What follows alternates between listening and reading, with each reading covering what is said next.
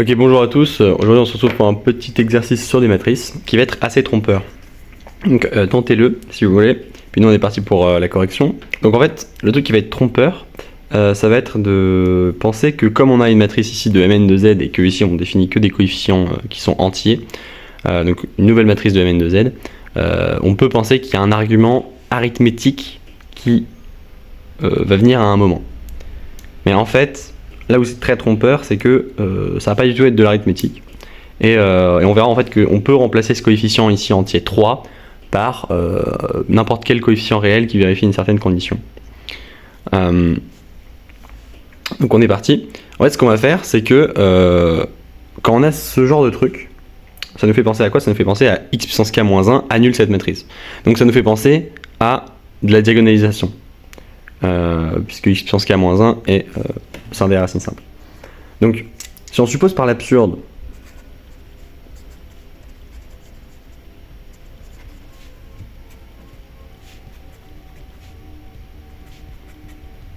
que m puissance k est égal à n, comme j'ai dit, on va avoir du coup m diagonalisable.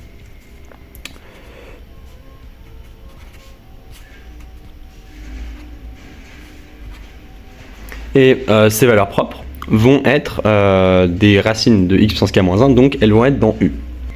Et donc là, tout de suite, en fait, on peut faire des choses avec ça, parce que avoir in plus 3r, enfin in plus quelque chose qui est diagonalisable, ça veut directement dire que ce quelque chose est diagonalisable. Donc là, on a quelque chose qui va être intéressant, puisque notre matrice R, sur laquelle on a, on va dire, le plus d'informations, puisqu'elle est dans Mn de Z et non nulle, on va avoir une information encore additionnelle sur elle, ça va être qu'elle est diagonalisable. Donc, on va pouvoir écrire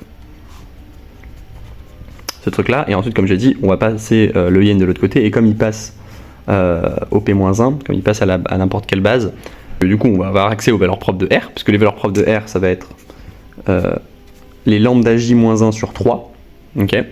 Et c'est là où c'est, on va dire, il faut connaître un autre exercice, mais ça peut se déduire assez naturellement. Quand on a une matrice comme ça, R, dont les valeurs propres sont en module strictement petit que 1,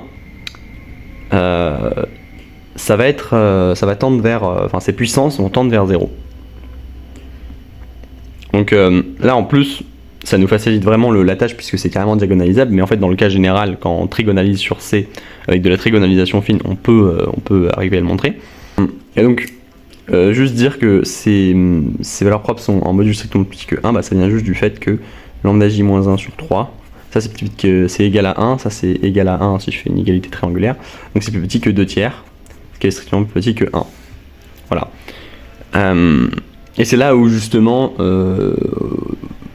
on aurait pu mettre en fait n'importe quoi à la place de 3, du moment que c'est plus grand que 2, juste pour s'assurer que c'est strictement plus petit que 1 en module. Et donc si je le mets à la puissance k, donc je vais écrire r puissance k, je vais écrire mu1 puissance k, mu n puissance k, ça va tendre vers 0. Et c'est là où on va utiliser la dernière hypothèse qu'on n'a pas encore utilisée, le fait que c'est dans Mn de Z. Simplement, c'est comme quand on a une suite qui converge et qui est entière, elle va être stationnaire à PCR. Donc là, ça veut dire que simplement, R puissance k va être égal à 0. Donc il existe un k0, tel que R puissance k0 est égal à 0.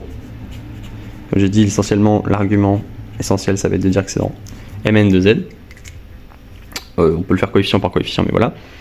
R va être donc nilpotente.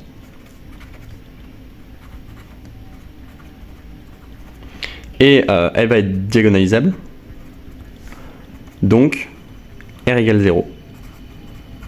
Et on a obtenu notre absurdité magnifique. Donc comme j'ai dit, en fait, une fois qu'on a on a supposé, enfin une fois qu'on sait qu'on part pas sur un argument d'arithmétique et qu'on part plutôt sur la diagonalisabilité, ça s'enchaîne plutôt bien. Et on va dire que ça se résout plutôt bien. Une petite dédicace à Bonnard et à Louis Le Crack pour cet exo. Et moi je vous dis à la prochaine.